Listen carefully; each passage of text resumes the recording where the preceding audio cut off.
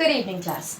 तो चलिए अब हम आगे बढ़ते हैं। हमने भूतकाल पढ़ लिया है, सारे भूतकाल के जितने भी भेद हैं हमने सारे पढ़ लिए हैं।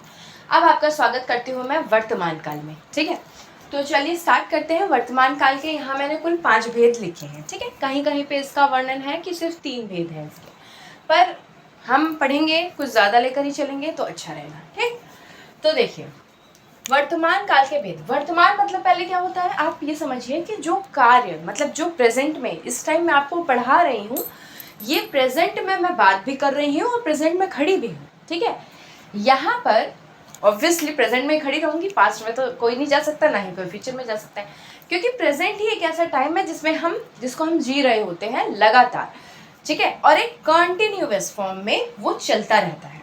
अब हम समझेंगे इसके भेद। भेद कैसे हैं जरा ध्यान दीजिए। सामान्य वर्तमान काल, जैसे कि मैंने बताया था कि भूतकाल में भी एक सामान्य भूतकाल था और भविष्यकाल में भी हम पढ़ेंगे सामान्य भविष्यकाल। यहाँ हम पढ़ेंगे सामान्य वर्तमान काल। क्या होता है समझिए, क्रिया के जिस रूप से क्रिया का, यहाँ एक वर्ड आएगा क्रिया का, क्रिया का वर्तमान समय में सामान्य रूप से होने का पता चले, होने का पता जहाँ चलता है उसे हम कहते हैं सामान्य वर्तमान काल। भाई कैसे, इसकी पहचान अगर आपको इजी वे में करनी है तो आप समझिए, ता है, ती है, ते हैं। ता है, ती है और ते हैं। ता है, ती है एवं ते हैं। है हम कब यूज करते हैं, जब बहुत सारे लोगों के लिए हम यूज कर रहे हो। ता है, ती है एंड ते हैं, इसकी पहचान ये है सामान्य वर्तमान की। जैसे रजत खाना खाता है, ये एक उसकी हैबिट वाला काम है कि रजत खाना खाता है। ठीक है, तो यहाँ पे ता है आ रहा है, इसलिए ये सामान्य वर्तमान काल हो गया। रजनीश पढ़ता है, यानी कि रजनीश जो है वो पढ़ता है, उसका एक हैबिट की तरह हम यूज कर रहे हैं। जैसे इंग्लिश में आप समझ लीजिए हम पढ़ते हैं प्रेजेंट इंडेफिनिट, तो वही है ये। ठीक, तो रजनीश पढ़ता है यानी कि ये भी एक सामान्य वर्तमान काल के अंतर्गत आएगा। ठीक है, अब है अपूर्ण वर्तमान काल। अपूर्ण वर्तमान काल, हमने अपूर्ण भूतकाल भी पढ़ा था, अब हम अपूर्ण वर्तमान काल पढ़ेंगे। क्या है, क्रिया के जिस रूप से वर्तमान काल में उसके पूर्ण ना होने का बोध हो। मतलब वर्तमान में कोई कार्य चल रहा है पर अभी पूर्ण नहीं हुआ है। ऑब्वियसली बात है, अगर हम बताएंगे कि पूर्ण हो गया है तो ये तो भूतकाल बन जाएगा ना, है ना। तो इसलिए पूर्ण नहीं हुआ है, अभी भी कार्य चल रहा है, इसको हम कहेंगे अपूर्ण भूतकाल। इसका एग्जाम्पल पढ़ते हैं। कोमल नाच रही है, इसकी जो पहचान है वो ऐसे होगी, रहा है, रही है, रहे हैं। रहा है, रही है, रहे हैं। जैसे इसका ताती थे बताया मैंने, इसका आप समझ लीजिए, रहा है, यहाँ लिख देती हूँ, रहा है, रही है, रहे हैं। ठीक, तो ये इसकी पहचान हो गई।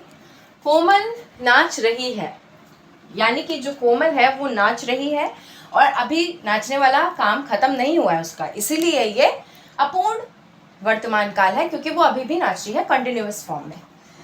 वह विद्यालय जा रहा है, वह विद्यालय जा रहा है, घर से विद्यालय तक की कितनी भी दूरी हो, लेकिन हमने देखा क्या कि वह विद्यालय जा रहा है, तो ये भी कंटिन्यूअस फॉर्म में चले जा रहा है। ये भी हो गया हमारा अपूर्ण वर्तमान काल। ठीक, अगला पढ़ते हैं तीसरा भेद। तीसरा भेद,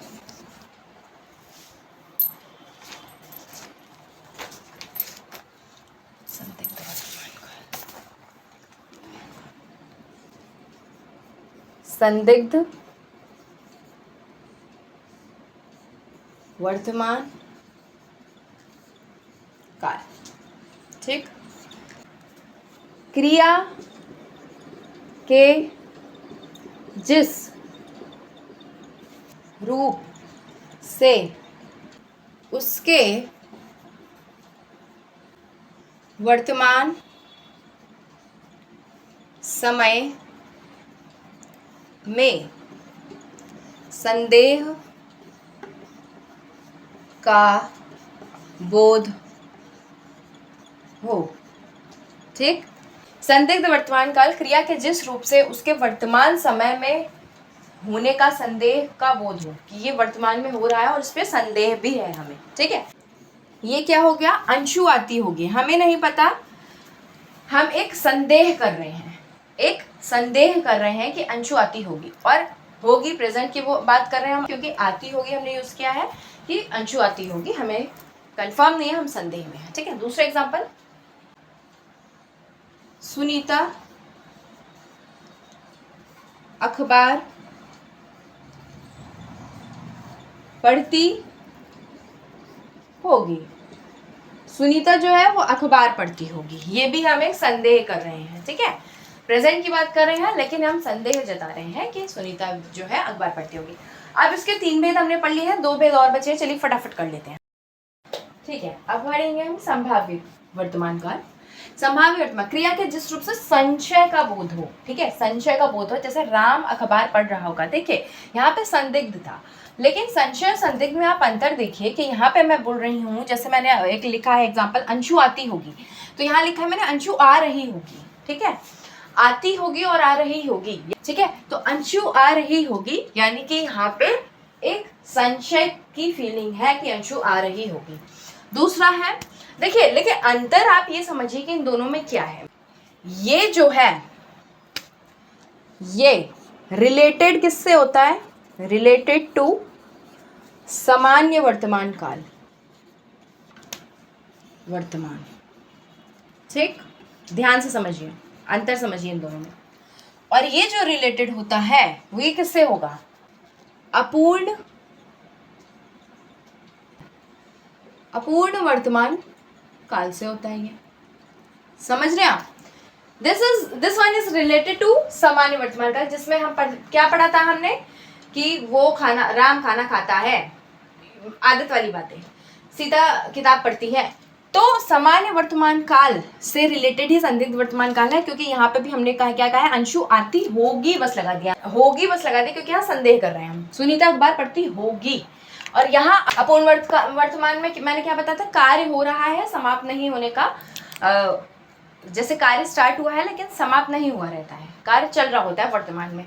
तो अपूर्ण में वो था, तो अपूर्ण से रिलेटेड ही ये है, राम अखबार पढ़ रहा है। जैसे अगर मैं बोल दूं राम अखबार पढ़ रहा है तो ये हो जाएगा अपूर्ण वर्तमान काल। लेकिन अगर मैं बोल रही हूँ, इसमें मैं संशय जता रही हूँ राम अखबार पढ़ रहा होगा, तो इसलिए ये संभाव्य वर्तमान काल बन जाएगा। अंशु आ रही होगी, इसलिए ये संभाव्य वर्तमान काल बन जाएगा। ठीक है, आई होप आपको ये डिफरेंस समझ आया होगा। लास्ट है आज्ञार्थ वर्तमान काल। आज्ञार्थ वर्तमान काल क्या होता है, यदि वर्तमान काल के क्रिया के साथ आज्ञा या आदेश जोड़ दिया जाए, जैसे कि हम ऑर्डर देते हैं किसी को कि ये कर दो वो कर दो, आपके मम्मी पापा जैसे बोलेंगे 1 गिलास पानी ला दो, तो 1 गिलास पानी ला दो क्या हो गया, आज्ञार्थक वर्तमान काल में आपको ये वाक्य बोला जा रहा है। जैसे दरवाजा खोल दो, यानी कि दरवाजे को खोल दो बोला गया, आपको ऑर्डर दिया गया। फिर आप बच्चों खड़े हो जाओ, बच्चों खड़े हो जाओ, यानी कि बच्चों को बोला जा रहा है कि बच्चों आप खड़े हो जाओ, यानी कि ये भी आज्ञा दी गई, आदेश दिया गया है, सॉरी ये भी आदेश दिया गया है उनको। ठीक है, यानी बच्चों को आदेश दिया गया है और दरवाजा खोलने का भी आदेश मिला है। ठीक, तो आई होप आपको वर्तमान काल अच्छे से समझ आ गया होगा। अगली क्लास में हम फ्यूचर टेंस यानी कि भविष्य काल सारा आराम से पढ़ लेंगे, 4 भेद होते हैं, फटाफट हो जाएगा, छोटी सी क्लास होगी बस। ठीक है, थैंक यू।